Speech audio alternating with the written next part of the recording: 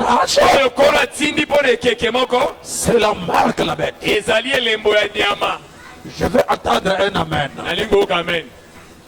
Insulter, kofinga, minimiser, kochola, un fils de Dieu qui a le Saint-Esprit, attristé, celui qui a le Saint-Esprit, c'est la marque de la bête. Amen. Amen. Je peux continuer. La marque de la bête, ceux qui vont la recevoir, ce sont les gens qui ne sont pas nés de nouveau.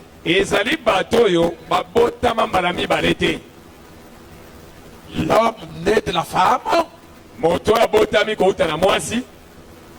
qui ne veut pas être changé malgré la manière dont la parole est prêchée. Tu viens à l'église, tu retournes, tu as le même caractère, la même nature, le même comportement, les mêmes réactions. Tu as la marque de la bête. Parce que c'est lui qui a la marque de la bête. Il est un nature que lui.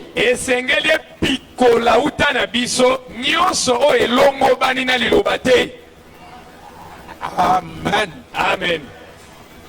Je peux avancer. Rejetez la révélation divine de la parole de Dieu pour votre âge. C'est la marque de la bête. Amen. Amen. Vianney, s'il vous plaît, montez mon micro là parce que j'ai problème de la gauche. Est-ce que vous me suivez? Combattre un frère qui a le Saint-Esprit. C'est la marque de la bête. Et diviser les frères.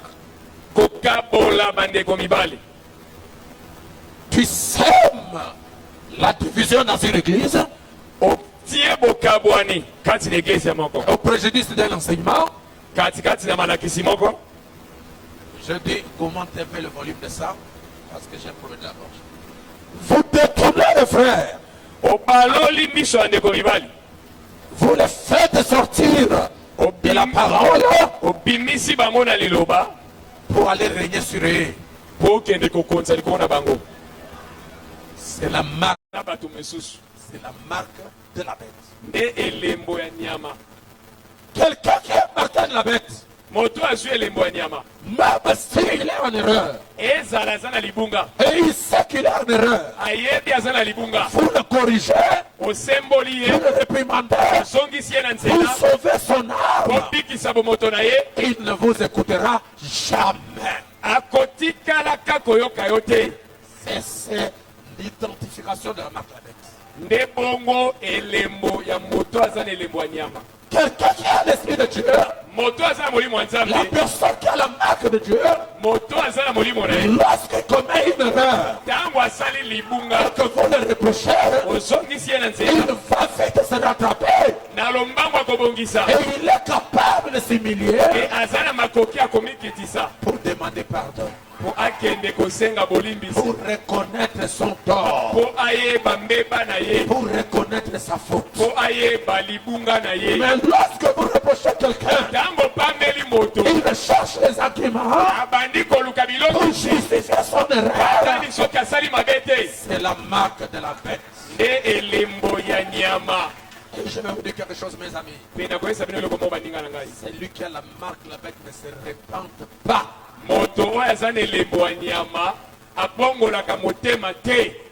Jamais. Je veux un amen. C'est comme un sorcier. Que personne ne vous trompe. Oh, nous avons le témoignage. Oh, notre pasteur était un sorcier et il s'est converti. Il devient prédicateur. C'est faux. La sorcellerie qui est dans l'âme, c'est comme le baptême du Saint-Esprit dans l'âme. Lorsque quelqu'un a le Saint-Esprit dans l'âme, il ne peut pas se perdre. moto moko ekopesa litatoli ete azalaki ndoki na nsima bongwani akomi motei lokuta kindoki evandaka na bolema ya kati ndenge moko mpe nzambe soki apesi molimo santu na kati okobunga te Jamais. te Lorsque quelqu'un a le Saint-Esprit à l'intérieur, ntango moto azwi molimo santu na kati il laisse l'air atiami elembo pour l'éternité. mpo na seko na seko Il ne peut jamais se perdre. akoki kobunga te Et lorsque quelqu'un mpe ntango moto a la sorcellerie aza na à kindoki l'intérieur, kati na il ye ne peut jamais être changé. ekobongwana te Jamais. ekosalema te Oh, pasteur Nazar, magicien, connu frère. o paster azali magicien komi frère Non, non, c'était pas ça. koni bango te Donc, c'est ça. kindoki eza Amen. amen Soutenir quelqu'un kosunga moto qui a divisé les gens, oyo akaboli bato alors que le Saint-Esprit na ntango ya molimo santu est contre la division. andimaka bokabwani te Dieu n'aime pas la division. nzambe alingaka bokabwani Et te lorsque quelqu'un divise les gens ntango moto akaboli bato et que vous êtes derrière lui oza nsima na ye pour les soutenir, mpo na kosunga ye et toi na yo et lui, na ye vous avez la marque de la paix. boza na elembo ya nyama Oh, je vais au Milolo en installingement bien. milolo wana ezali ngai bien Vous avez la marque de la bête. yango wana nde elembo ya nyama Allez, on avance. toke liboso Lorsque le Saint-Esprit ntango molimo santu descend dans l'église, akitaka na eglesia opère le miracle, kosala bikamwa il guérit les malades, kobikisa babeli il sauve les pécheurs, kobikisa basumuki il se manifeste. azali Et komitalisa que vous prenez les actes du Saint-Esprit kamati misala molimo santu et vous attribuez ça à Satan. opesi yango satana Que ça, c'est la magie. oyo ezali magie Ça, c'est la sorcellerie. oyo eza kindoki Ça, c'est pas Dieu. oyo nzambe te Dès que tu fais ça, ntango osali yango vous êtes scellé de la marque de la bête. ozwi elembo ya nyama Je veux la main de quelqu'un. nalingi amena moto Oh, nous allons maintenant entrer dans un virage. tokota sika na nzela moko Dire que je suis chrétien koloba ete ozali moklisto et que je vis une autre vie qui est contraire au christianisme, nazali kobika bomoi oyo elombobani na kiboklisto te c'est la marque de la bête. ezali elembo ya nyama C'est pourquoi na ntina nango aller à l'église, kokende eglesia ce n'est pas un signe de conversion. ezali te ndango ezotalisa bato bongwani Tu peux aller à l'église okoki kokende et à eglesia l'intérieur, kasi na kati tu n'es pas changé. obongwana te Tu pars compléter le pas. okendaka kobakisa Et nombre lorsque nous venons à l'église, ntango toyaka eglesia on ne vient pas pour se faire voir. bayaka te mpo bato bamona Et yo on ne vient pas pour communier avec les gens. bayaka te mpo bana Je masolo viens à l'église, nakendaka c'est eglesia pour que la parole eza mpo na liloba que j'écoute, mpo na koyoka je l'applique. nabikela Et yango lorsque vous appliquez ntango obikeli la parole liloba qui est véritablement ouais, oyo epakolami ta vie bomoi na yo sera changée. ekobongwana Parce que dans la parole, koloba te na kati ya liloba il y a une onction. eza na Et epakolami cette onction epakolami wana qui vient de la parole, ekouta na qui liloba dirige la parole ekokamba liloba dans l'âme. na bomoto ya kati Lorsque la parole ntango liloba atteint votre âme, ekoti na bomoto ya kati cette onction epakolami wana va gérer la parole, oyo ezali na vous liloba fait sortir ekobimisa la vie bomoi qui est dans la parole. oyo eza na kati ya liloba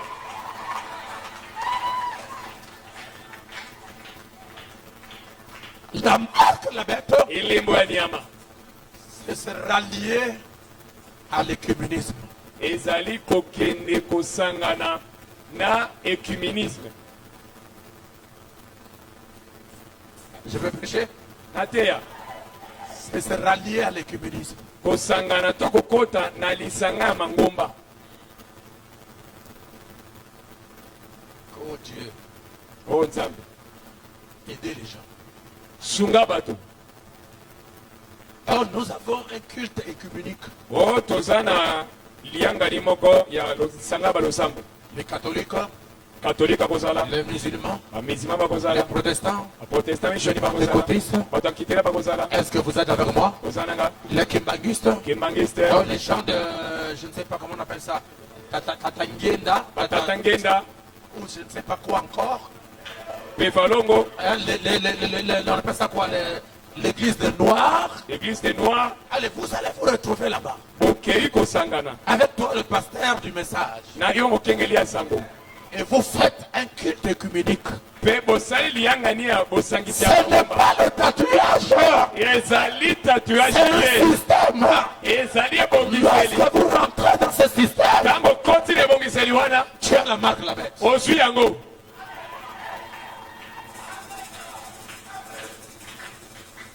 Vendre la parole Koteka liloba.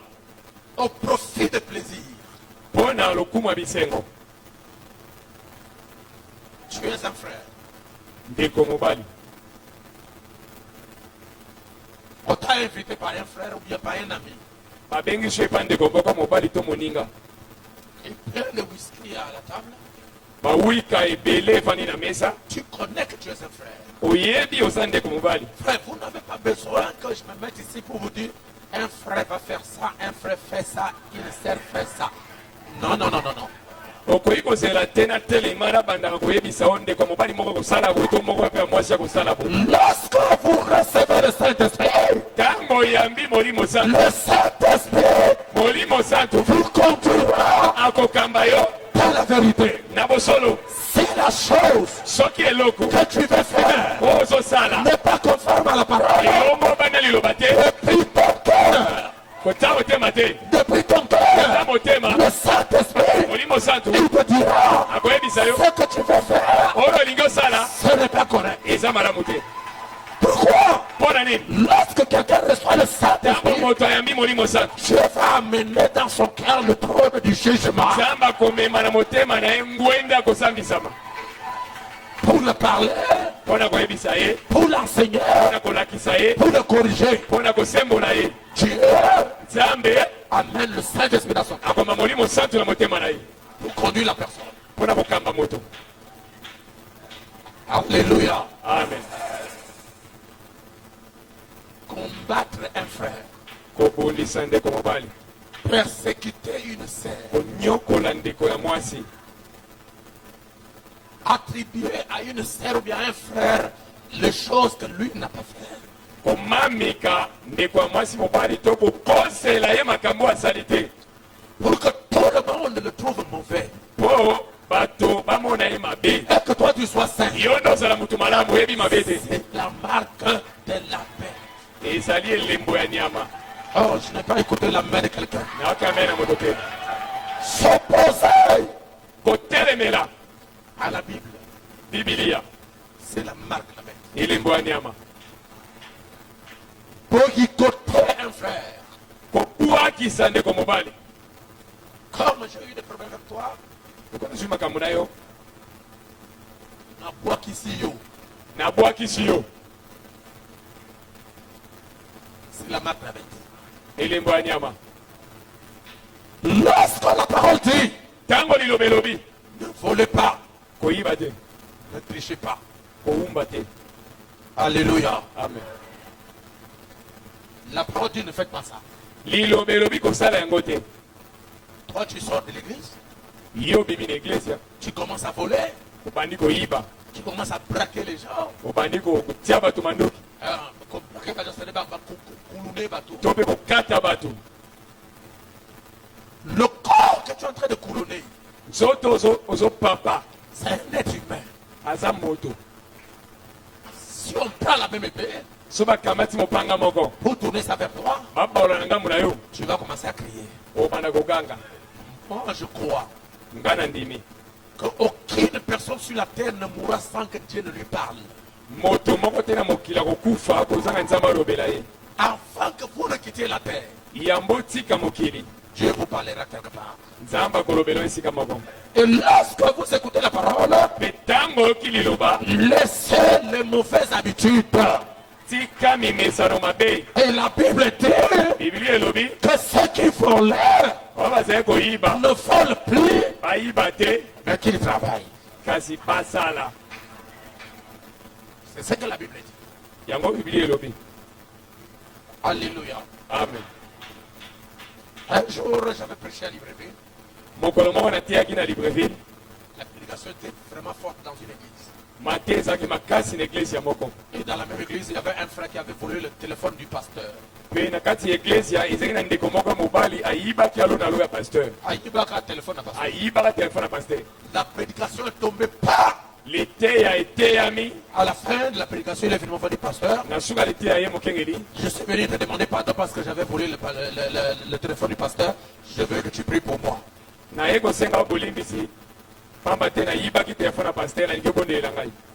Oh, ça m'a dit, ça m'a dit. Nzambe alimbisa ngai. Il a dit non, non, non, non, non. Naobi te Le pasteur que tu as volé le téléphone, il est là, la chair, là, en train de m'écouter. mokengeli oyo oyibaki telefone avandi wana kesi na ye. Pour que Dieu te pardonne, Po nzambe alimbisa yo tu dois aller voir le pasteur asengeli omona mokengeli et lui demander pardon. mpe kosenga Et ce n'est pas arrêté là. mpe asukaki wana Tu te dois prendre le téléphone du pasteur kozwa telefone ya pasteur et lui rendre ça. oke kozongisa Comme ça, le pasteur te pardonne bongo nde mokengeli akolimbisa et yo Dieu aussi te pardonne. nzambe epa kolimbisa yo Péché, koteya péché, to mpe kosumuka c'est bien. ezaka malamu Mais arranger, kobongisa c'est là la parole. nde liloba elobi Pour que le ciel te pardonne, kolona elimbisa yo c'est là où il y a des problèmes. nde bipai makambo C'est eza pourquoi il y a des gens qui vont mourir avec les péchés non confessés. yango eza na bato bakokufa na masumu batubela te Et ce qui amène quelqu'un à ne pas se repentir, oyo ememaka moto obongola motema c'est l'orgueil. esangisaka moto obongola motema lolendo Mais un enfant de Dieu n'est pas orgueilleux. kasi mwana nzambe azalaka moto alofundu Je te préfère perdre mes doigts, naseve nabongisa lokumu même si quelqu'un dira ezala moto akoloba que je suis venu les demander pardon, naye kosenga pardon je m'en fiche de ça. etalinga te L'essentiel que je mette ma vie en ordre. ya motuya nabongisa bomoi na ngai Et lorsque quelqu'un mpe ntango moto vient te demander pardon aye kosenga bolimbisi et que tu refuses oboyi de pardonner quelqu'un kolimbisa moto qui vient s'humilier, aye komikitisa vous demandez pardon, kosenga bolimbisi vous avez la marque de la bête. oza na elembo ya diama Parce que quelqu'un qui est celui qui a la marque de la bête moto aza na elembo ya diama ne pardonne pas les gens. alimbisaka bato te Oh, poussez-moi, je vais prêcher, les amis.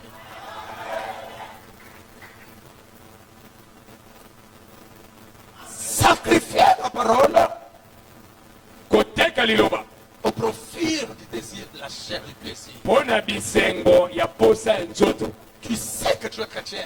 oyebi oza mokristo Tu sais que tu es chrétien. oyebi oza mokristo Quelqu'un vient de te draguer. moto aye kodrage yo Qu'est-ce que tu fais? nini okosala Donc j'accepte.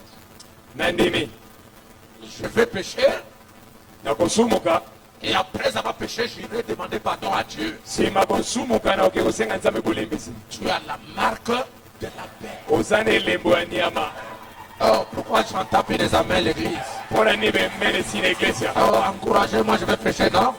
botindikanga na teya S'il faut s'entrer soki okoti dans un système na ebongiseli moko anti-parole, oyo etelemelaka liloba frère, ndeko c'est la marque de la bête. ezali elembo ya nyama La marque de la bête, elembo ya nyama c'est minimiser et haïr un élu.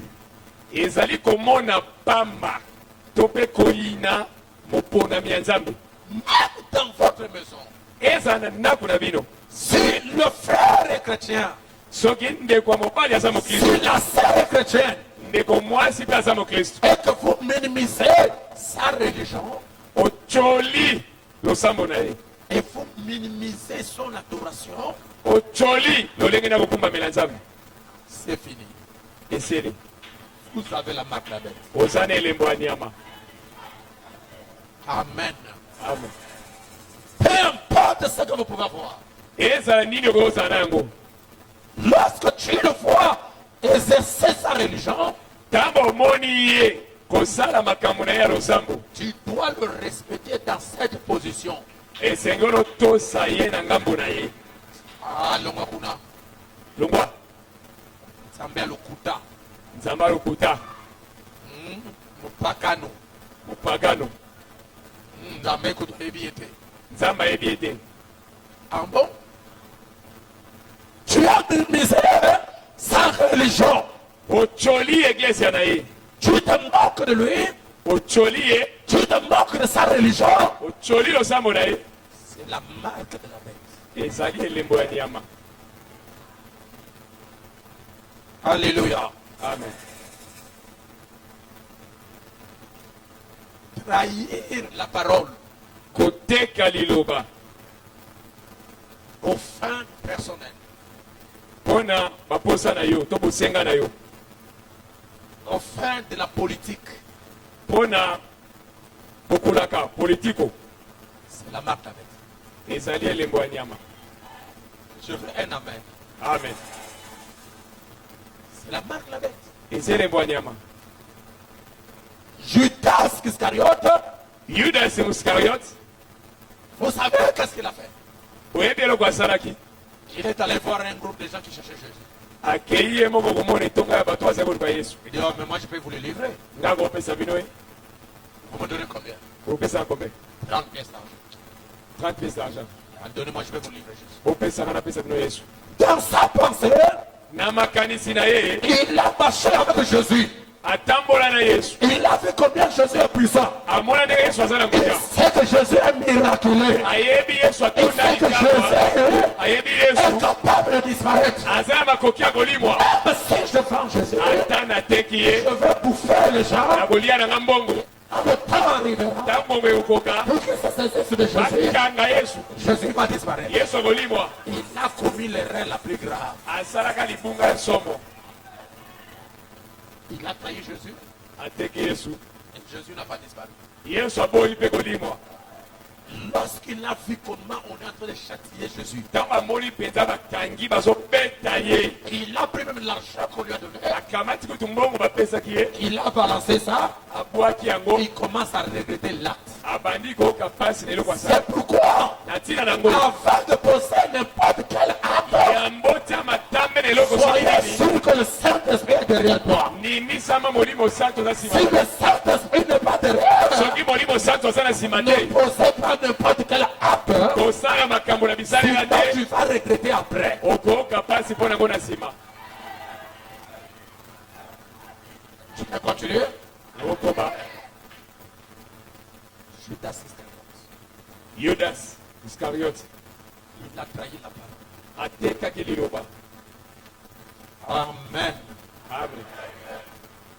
C'est pourquoi aujourd'hui, na ntina nango lelo il y a des gens qui pensent eza na bato bakanisaka que l'antéchrist, la bête, ete nyama motema ya kristo il va descendre dans chaque église akokita na eglise ya moko na moko pour commencer à poser la marque sur les gens. abanda kotia elembo likolo na bato Oh, toi, tu viens ici. yo yaka Elle cache. Quand tu viens yo ici, mpe kuna yaka c'est caché. swa lelo Aujourd'hui, lelo je vais vous révéler comment la marque de la bête rentre dans les églises. natalisa yo ndenge elembo ya nyama ezokota na eglise. Ce sont les pasteurs, ezali bakengeli les évêques, bampaka les représentants légaux bakolo eklesia qui font introduire la marque de la bête dans leur église au profit des avantages. nde bazali kokotisa elembo ya nyama na mangomba na bango mpo na lokumu na bango Au profit des avantages mpo na lokumu ou des subventions données par l'État. to mpe na ebele ya mosolo to bomengo leta La azopesa. politique et la parole de Dieu ne marchent pas ensemble. politiko na liloba ya nzambe etambolaka elongo te. C'est pourquoi je ne crois pas au pasteur député. yango na ndimaka lotomba mokengeli depite te. Quand je veux entendre un amen. Tu veux être député, olingi ozala depite démissionner. tika etelelo. Tu ne peux pas aller dans l'Assemblée nationale. okoki kokende na assemblée nationale te. Toute la journée, vous parlez des choses de la chair. mokolo mobimba bazali koloba makambo ya nzoto Et le soir, tu vas arriver là pour prêcher. na pokwa ye koteya. Tu n'as pas été inspiré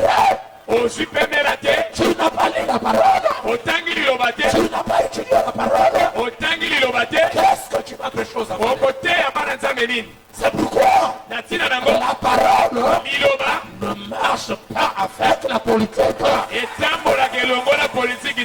Est-ce que Jésus était-il un politicien? Parmi les apôtres, il y avait-il un député? Parmi les rois, parmi les prophètes, il y avait-il les prophètes sénateurs? La parole n'a pas changé. Ça n'a pas changé. Et on va introduire la politique dans l'église. C'est moi. Est-ce que vous me suivez? Vous aurez les subventions. Là-bas en haut. L'argent. Tout ce qu'il faut. Tu vas voyager sans contrôler ton sac. Donc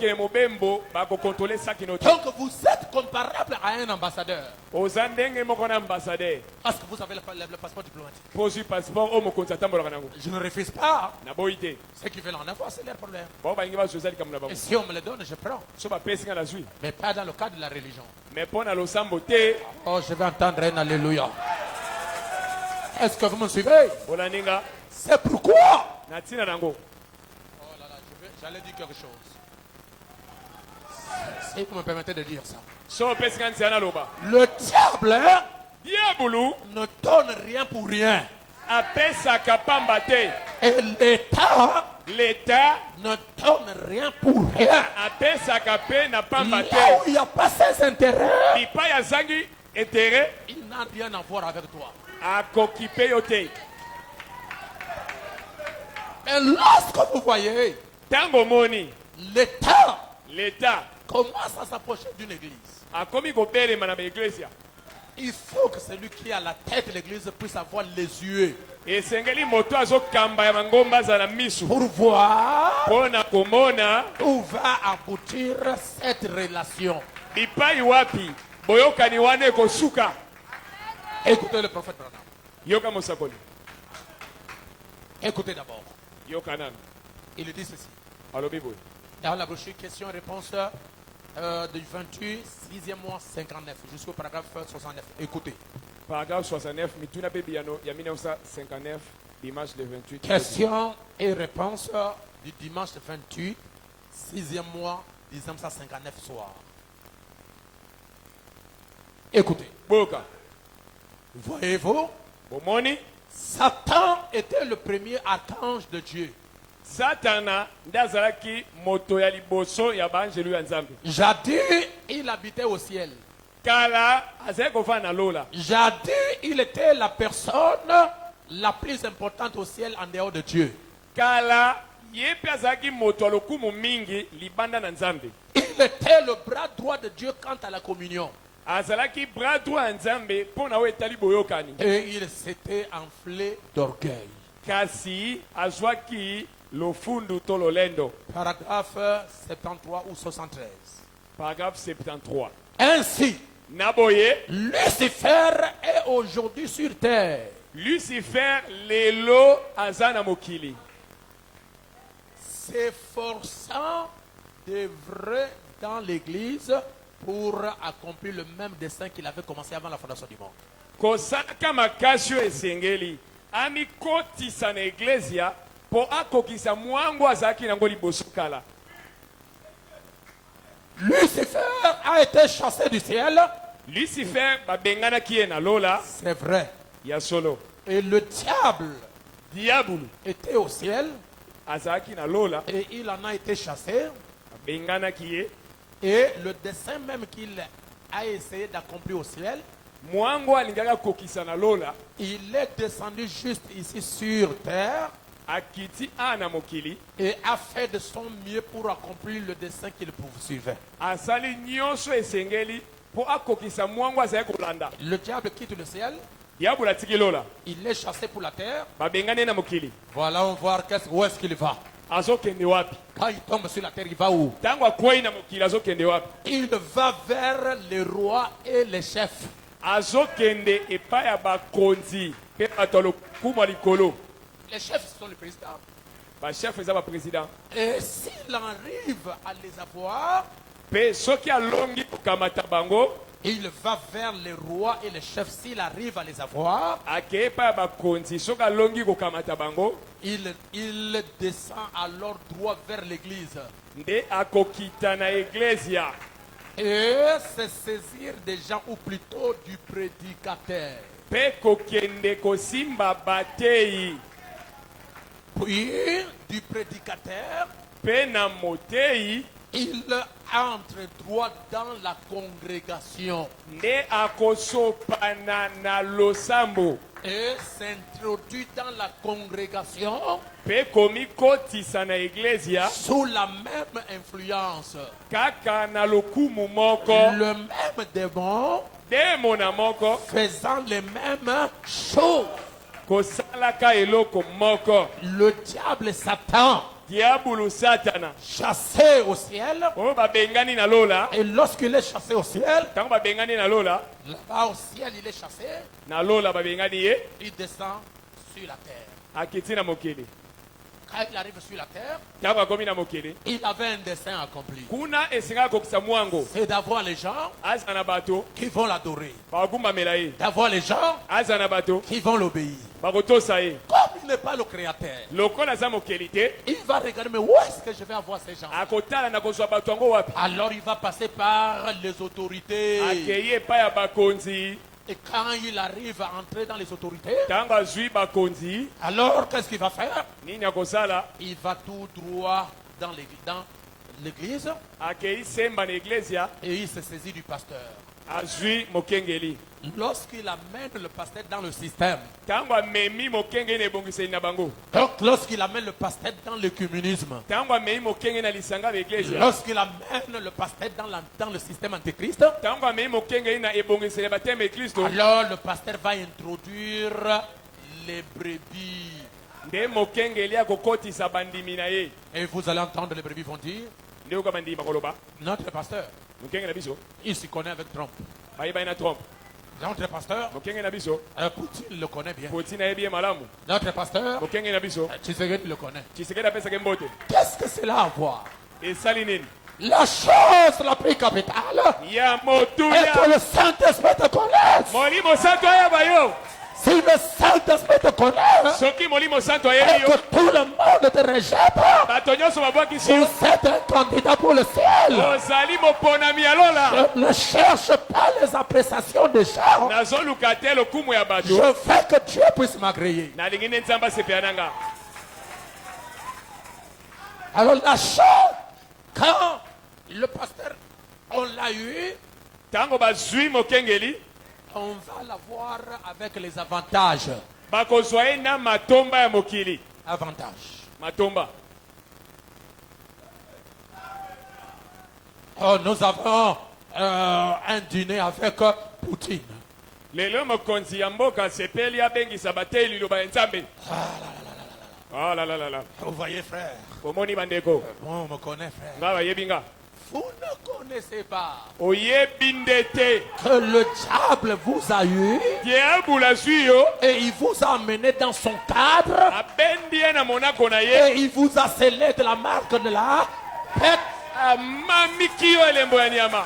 Et lorsque Pe tango vous parlez de ça ozolobela yango et que dans l'église, na eglesia, il n'y a pas un courageux moto ya mpiko aza te qui peut condamner ça, oyo akoki kokweyisa tout yango. le monde sera là. Kele. Vous aurez tous la marque de la bête. Na moto alobi amene na yango azwi mpe elembo ya nyama. C'est pourquoi le messager dit quelque chose ici. Yango motinda malobi eloko moko. Suivez bien, je suis dans la brochure, le message, le signe. Liteya elembo Prêché en 63, ya je 1963, suis au paragraphe 233, je vais terminer dans quelques 10 minutes. paragraphe 233. Vous direz, Bokoloba nanga, qu'en est-il de la marque de la bête? Ceux qui rejettent le Saint-Esprit sont déjà marqués par la bête. Le châtiment viendra plus tard. Vous avez déjà la marque de la bête. Mais le châtiment, ça viendra plus tard. Sera lié à la dénomination, au système des églises. C'est la marque de la bête. Vous l'avez déjà. Et le châtiment viendra plus tard. C'est pourquoi je crois à la marque de la bête nationale. Nandimaka na elembo ya niama oyeuti na gouvernement pour toute la nation. Pour école mobimba. C'est-à-dire toute la nation. École mobimba. Ils ont la marque de la bête. Bazane le moyama. Il y a aussi la marque de la bête pour une église locale. Ezali pena elembo ya pour une église ya se. Parce que frère Balamati, il y a des églises de la chair au dernier part. Il n'y aura pas quelqu'un qui sera enlevé.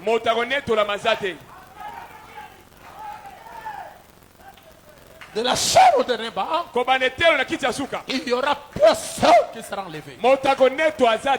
Pourquoi? Parce que les gens ne se tiennent pas à la parole. C'est la parole qui doit conduire l'église. C'est la parole qui doit conduire l'église. Si le pasteur n'a pas la parole, vous adorez Satan.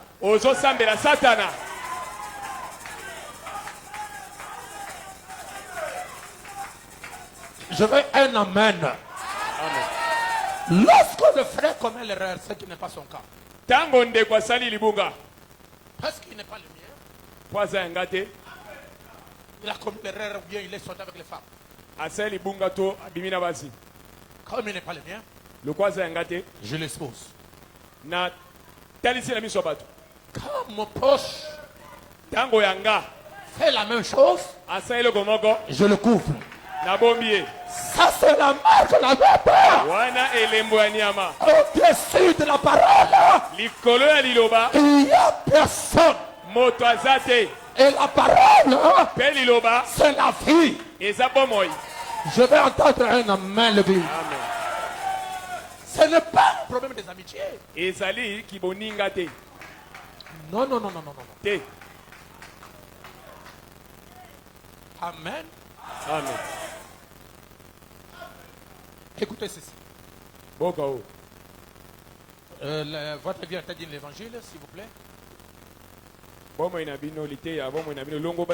Je suis au paragraphe 62. Le messager dit ceci. Eh bien, quelqu'un a dit. Eh bien, il y aura la marque de la bête. Cela viendra un jour. Permettez-moi de vous le dire. Elle est déjà venue. Voyez-vous? Aussitôt que le Saint-Esprit commence à descendre, la marque de la bête se met aussi à opérer. Quand le Saint-Esprit commence à descendre, ça c'est du côté de Dieu. De l'autre côté, la marque de la bête est aussi sur la terre. Dieu scelle ses enfants. Et le diable aussi scelle ses enfants. C'est pourquoi entre la semence, je veux dire la semence, n'hérite pas avec la balle. Vous ne verrez pas les aigles marcher avec le corbeau. Vous ne verrez pas la colombe devenir l'ami du corbeau. Jamais. Pourquoi? Ils sont deux natures différente. Et lorsque un pasteur du message se renaisse avec les kimbangistes qui croient que Kimbangu est Dieu, vous qui croyez que Jésus est Dieu, vous vous retrouvez ensemble pour prier. Vous allez prier quoi? C'est pourquoi l'idolâtrie, attribuer à quelqu'un les mérites de la divinité, c'est la marque de la bête.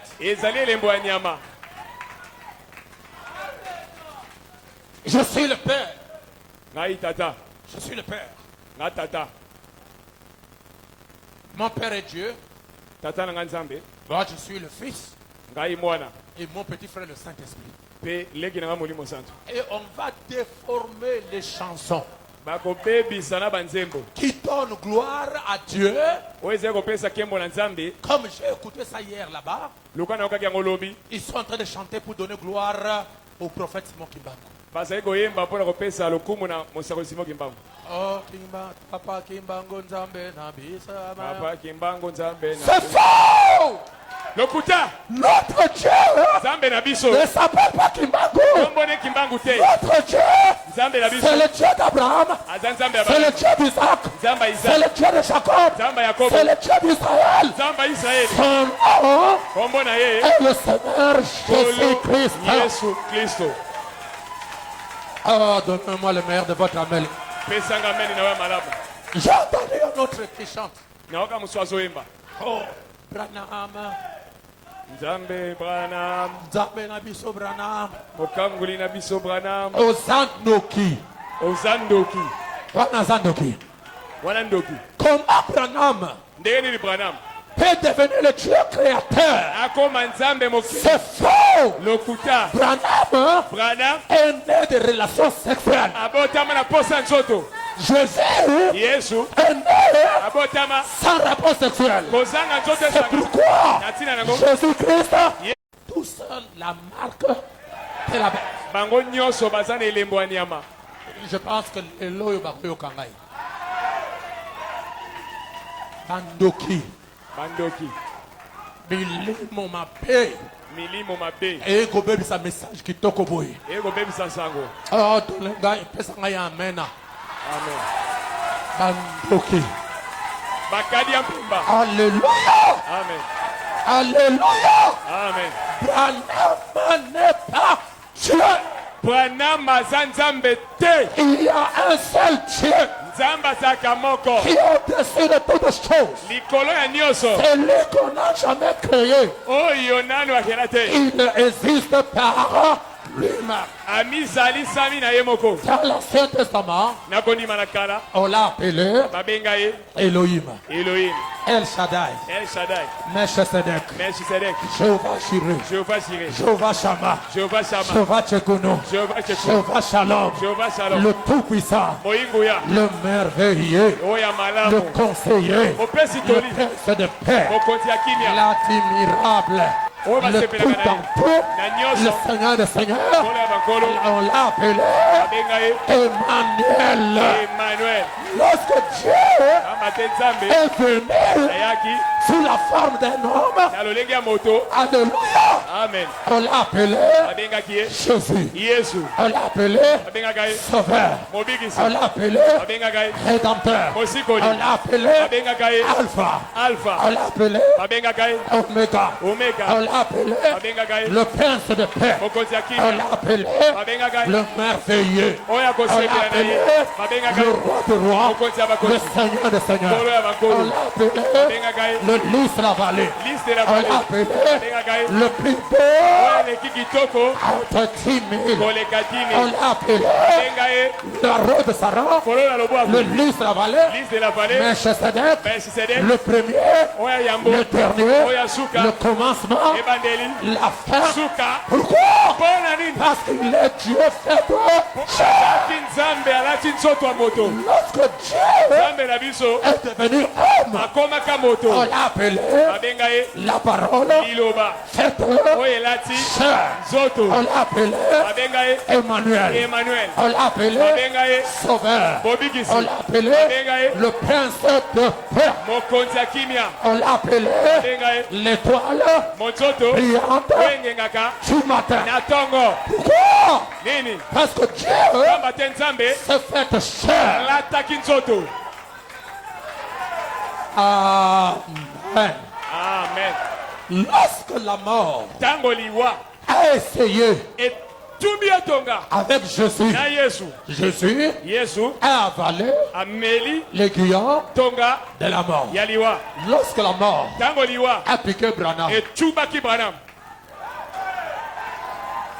il est mort. akufa. On l'a amené à l'hôpital. Bamemaki na hôpital Il n'était pas ressuscité. asekwaka te. On l'a pris, Bazwi on ye l'a enterré. bakunda ye Aux États-Unis, États-Unis. il y a le tombeau Kumbo bien écrit bakoma William, William Marianne, Marion Branham. Branham. Mais lorsque la mort Ntango tonga a liwa touché Jésus, tubaki Yesu. je suis le témoin. Naza nzengeleke Moi qui vous parle, nga nazolobela je yo suis déjà entré nakota dans la tombe na kunda de Jésus. ya Yesu. Lorsque je suis entré Ntango là-bas, nakota la tombe de Jésus kunda Yesu. Polele est vide. polele Pourquoi? mpona nini? Il avait promis, alakaki vous pouvez détruire ce corps. bokoboma nzoto Et en 3 jours, ya mikolo misato je le ressusciterai. nakosekwisa yango. Et lorsqu'on a essayé, ntango bameki premier jour, moko ya au liboso tombeau. nakunda Deuxième jour, moko ya mibale au tombeau. nakunda À la fin du troisième na jour, bolamuka mikolo misato le caillou, la roue, alongoli libanga la pierre libanga qui a fermé le oyo tombeau. ekangaki kunda. L'ange puissant moange na nguya est descendu. akitaki Il a roulé la pierre. atukongoli libanga. Lorsqu'il a roulé la pierre, ntango alongoli libanga Jésus Yesu est sorti. abimi. Nini? C'est pourquoi na ntina nango nous l'adorons. tokumbamelaka ye. C'est pourquoi na ntina nango nous le glorifions. tokumisaka ye. Nous n'adorons pas sambelaka te quelqu'un qui est mort, moto akufa qui est au tombeau aza na kunda jusqu'à nos jours. kino mokolo Le na Dieu biso que nous adorons nzambe tokumbamelaka est celui qui est ye mort. oyo akufaki Il est azali sekwa na bakufa ressuscité. asekwa Et la preuve mpe ndanga qu'il est ressuscité, ete asekwa il vit en vous. azobika kati na bino.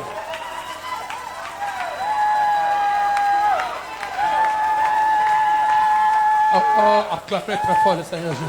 obeta boba lokuma kolo yesu Tokolonga bango. tokolonga bango Tokolonga bango. tokolonga bango. Amen. Amen.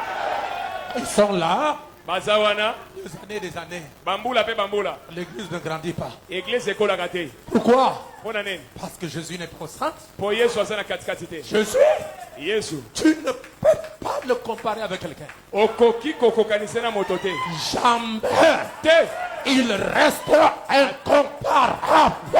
atikali oyo bakokanisaka na moto te. Il est le seul aza moko qui peut donner sa vie oyo akoki kopesa bomoi na ye et la reprendre. mpe kokamata yango. Et il l'a fait. asala yango. Oh, Branham est Dieu. bana bomona azaka nzambe. Branham est Dieu. bana maza nzambe. Andoki baye kobebisa message. bakadi ya mpemba baye kobebisa sango. Il est Dieu où? aza nzambe wapi? Qui vous a dit que Dieu fait les rapports sexuels? nani ayebi so nzambe asangisaka nzoto na mwasi? Joseph Branham, joseph branham c'est l'enfant de Branham. aza mwana ya branham. Billy Paul, billy paul c'est l'enfant de Branham. mwana branham. Sarah, sarah c'est l'enfant de Branham. mwana branham. Je vais entendre un amen. Est-ce que Sharon Rose, sharon rose c'est l'enfant de Branham? mwana branham. Alors je leur pose la question. natuna bango motuna. Dites-moi comment Branham a eu les enfants. branham abota bana na ndenge nini? Ce n'est pas par la parole. na liloba te. Une seule personne moto moko qui a prononcé la oyo parole. aloba maloba Et la chose est accomplie. mpe ekokisami. C'est lorsque l'ange eza ntango mwasi est descendu akitaki avec un message sango pour la naissance de Jésus. mpo na yesu abota. L'ange a parlé. mwanzi alobaki. Marie a dit Amen. maria alobi amen. Et le bébé est venu. mpe bebe aye. Il n'y a pas d'amen.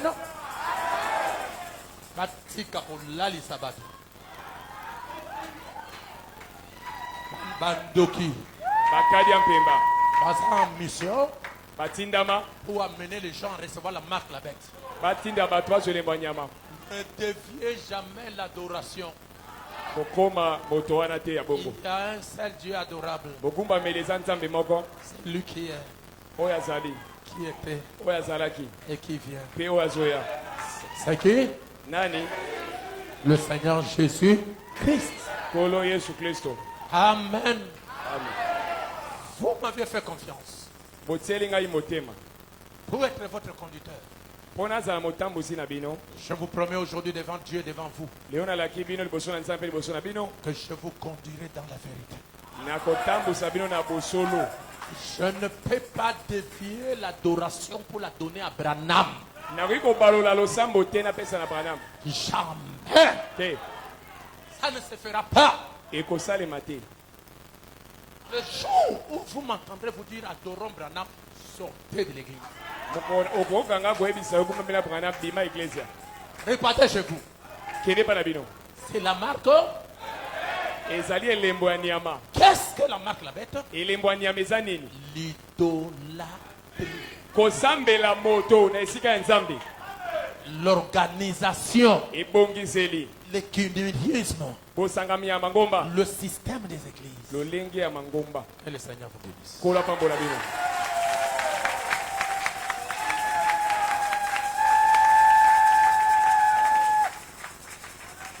Amen.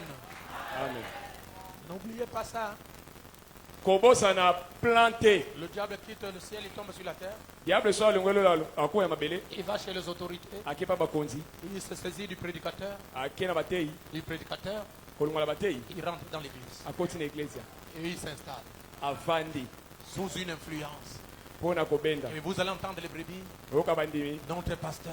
mokengei na biso Notre pasteur. mokengei na biso Il est connu là-bas. ayebana Ce n'est pas ça. yango te Ça, c'est le système de la marque de la paix. wana nzela mpo elembo ya nyama ekota Et le pasteur et les brebis et tout le monde sont déjà entrés dedans. na mokengeli na bandimi esi bamikotisi kuna C'est pourquoi personne ne peut aider l'autre. yango moninga asuka moninga aza te Un aveugle mokufi miso qui conduit azokamba les aveugles. bakufi miso Et je vous dis que le diable est religieux.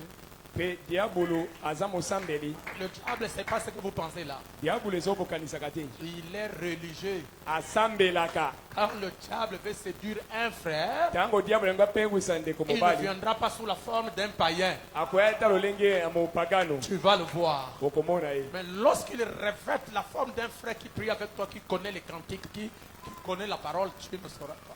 ntango akolata lolenge ya ndeko mobali oyo ayembaka ayebi liloba okoyeba te Ok, mettez-vous debout. totelemi Dites quelque chose au Seigneur. Nous allons continuer sur le mystère des deux bêtes. tokoba likolo na libombami ya banyama mibale Et après, je vais parler sur le mystère de Babylone la Grande. mpe nakolobela libombami ya babilone ya monene Ok, botombola mama boko, Bayan Sam, je te remercie. Alors, priez maman.